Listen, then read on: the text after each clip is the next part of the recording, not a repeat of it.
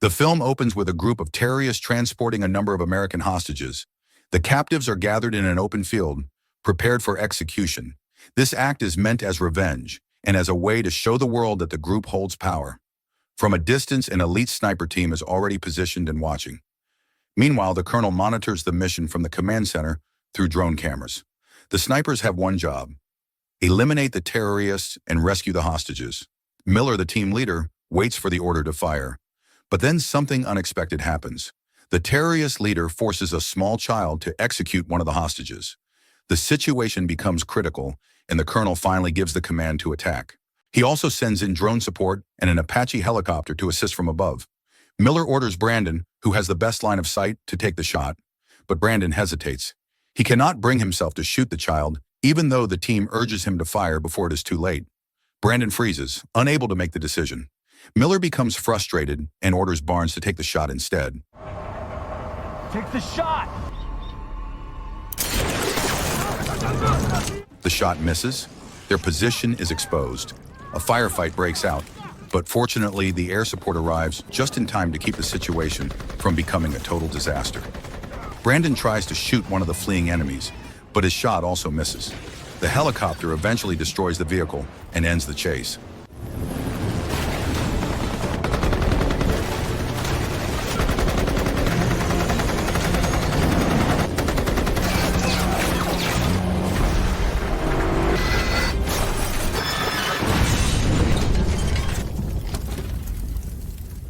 When the mission is over, the rest of the team is angry.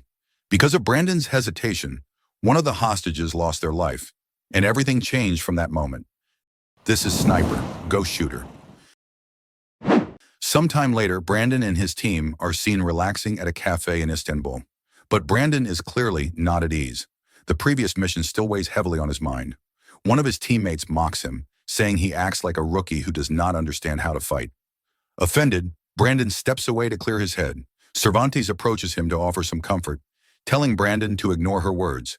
Brandon insists that he is fine and asks Cervantes to step aside because he is blocking the view. It turns out Brandon is watching a woman nearby, quietly enjoying a beer. Just when he gathers the courage to approach her, she gets up and leaves. Curious, Brandon follows her. Eventually, they both stop, and they introduce themselves to each other. At the same time, we see a man climbing onto a rooftop. He reaches into his bag, but what he pulls out isn't fishing gear. It's a rifle, and his target is Brandon. Just as he's about to fire, another shot rings out first.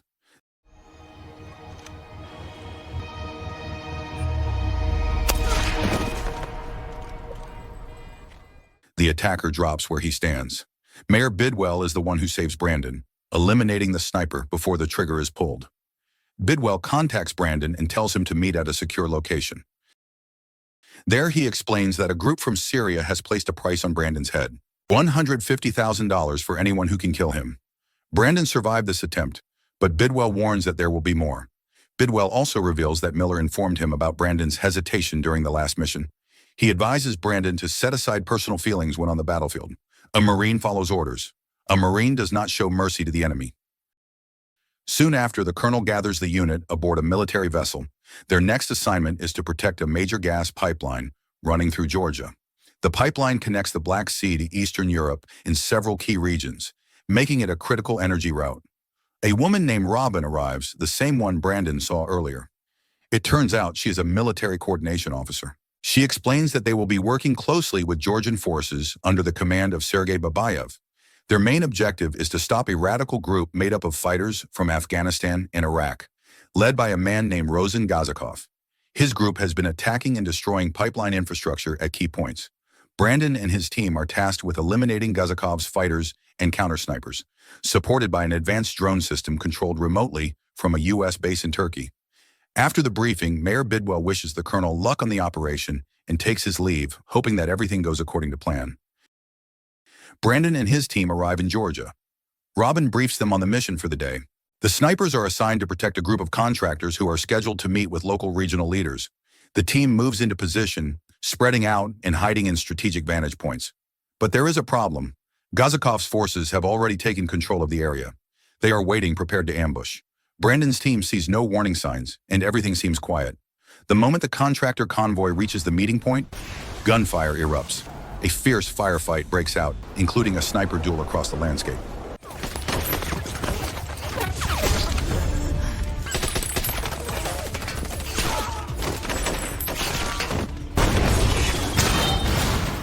In the chaos, Rojas is shot by the enemy. The battle intensifies and bullets cut through the air from both sides. Back at command, the operators finally detect enemy positions and immediately launch missiles toward the source.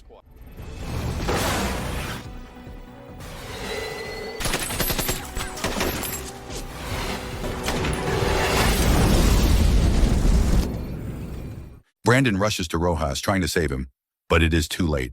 Rojas does not survive. Miller, Robin, and Babayev head to the impact site. They expect to confirm Gazakov's death, but instead they find only an empty shell casing from an anti-tank caliber rifle. This means the enemy's weapons are just as advanced as their own. Brandon begins to wonder how the enemy knew exactly where they were positioned. Rojas was an expert at staying hidden, yet he was targeted. The only ones who suffered casualties were Brandon's team. The Georgian soldiers took no losses at all. He starts to suspect that someone from Babayev's side leaked their coordinates. The accusation sparks a heated argument between Brandon and Babayev, and Miller steps in to end it. I am forgetting. Do you forget who you're talking to? Americans matters only when you get killed! You killed him! Stand down! Because of the conflict, Brandon is punished and reassigned to a remote border outpost in the Caucasus Mountains. When he arrives, he is not welcomed with a warm drink. Instead, the soldiers greet him with a fistfight.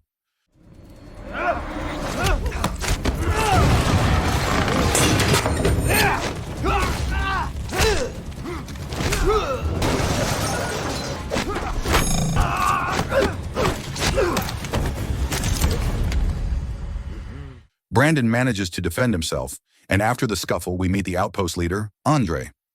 Andre already knows why Brandon was sent there. The soldiers laugh, seeing it as an act of disobedience toward a superior officer. As the senior there, Andre advises Brandon not to jump to conclusions. If he wants the truth, he needs real evidence. After having coffee together, they head out on patrol. From a distance, they see two people stealing satellite equipment. Andre orders Brandon to shoot, but Brandon refuses. He believes they are just thieves, not enemy fighters. So the soldiers move in to capture them instead. But when the woman reaches for a weapon, Andre reacts without hesitation. He shoots her, killing her instantly, and takes the man into custody.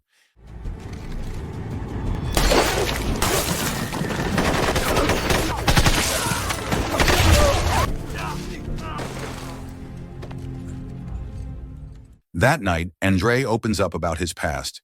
He says he once experienced the same hesitation Brandon did. During a mission, a child approached his unit, hiding something under their coat. Andre was supposed to take the shot, but he hesitated, thinking the child was only carrying food. It turned out to be a bomb. The explosion killed all of his teammates. Andre explains that every sniper will face a moment like that, a moment where hesitation becomes a question of morality. But he says it is a moment that can only happen once. After that, hesitation becomes a luxury no one can afford. The next day, Andre and Brandon are back on patrol. During their conversation, Brandon learns that Andre is actually a Russian soldier hired to protect this region. Meanwhile, Sajid and another soldier are seen planting mines as a precaution in case Czech forces attempt to attack the outpost to rescue their captured comrade. Their caution proves necessary. Soon, suspicious movement appears in the distance. The soldiers quickly prepare for battle. A sniper shot hits one of their scouts, and the fight begins immediately. Brandon responds with a precise shot of his own, but the enemy forces are overwhelming. A brutal firefight erupts, with bullets flying and casualties mounting. Outnumbered and outgunned, one by one, Andre's men fall. To stop the enemy from breaching the base, Andre activates a remote explosive, taking out a portion of the attacking force. But now only Brandon and Andre are left standing against the assault.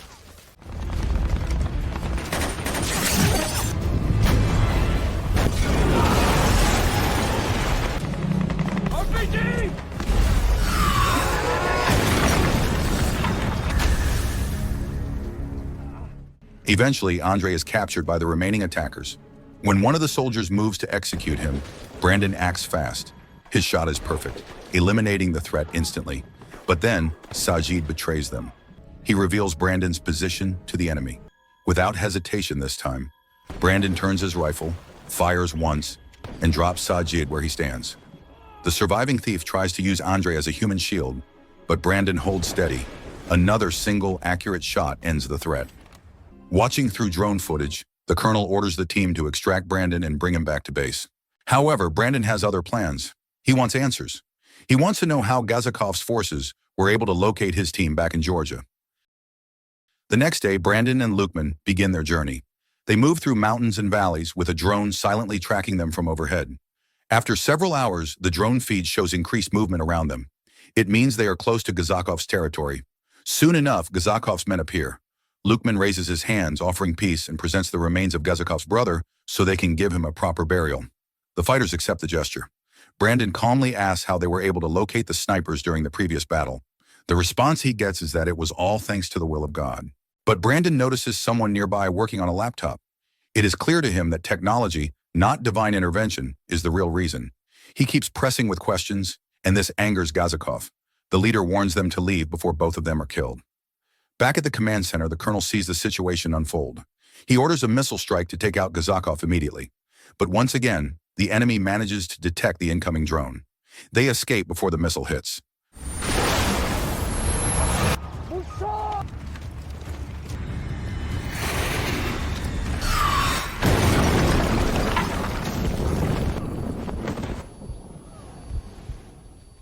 Brandon and Lukman barely survive the explosion.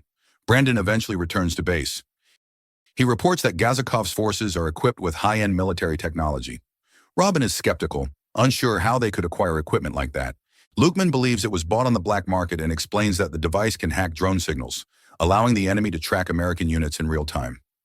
In that moment, the colonel calls both Brandon and Miller.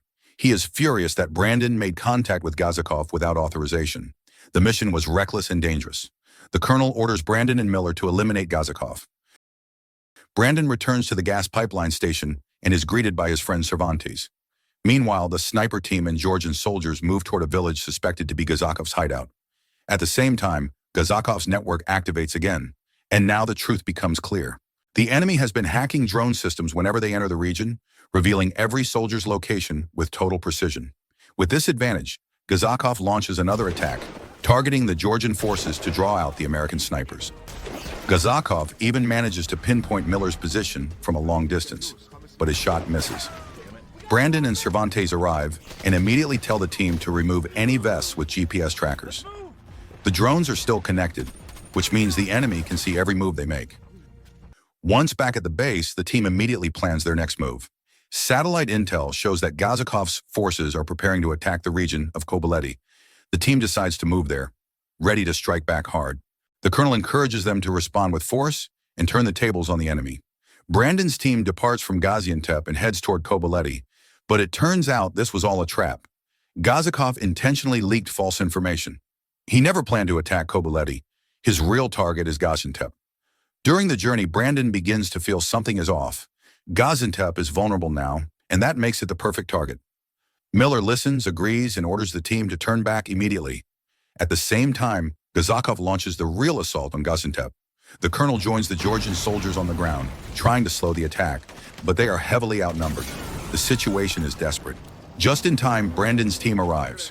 They take their positions and open fire. Their precision strikes begin to turn the battle. Their rifles hit with such force it rivals heavy armor firepower. Gazakov's fighters fall quickly under the combined skill of the sniper unit. Brandon can sense that Gazakov is hiding somewhere nearby. This time he shuts off his GPS, ensuring he cannot be tracked. From cover within the rocky terrain, he spots Gazakov's right-hand man and takes him out with a single clean shot. Gazakov realizes the threat and relocates to a better vantage point. He manages to shoot Cervantes, wounding him. Brandon refuses to lose his closest friend. He focuses, reads the terrain, predicts the angle, and finally detects Gazakov's position. With calm and precision born from everything he has endured, Brandon fires. The shot lands. Gazakov falls.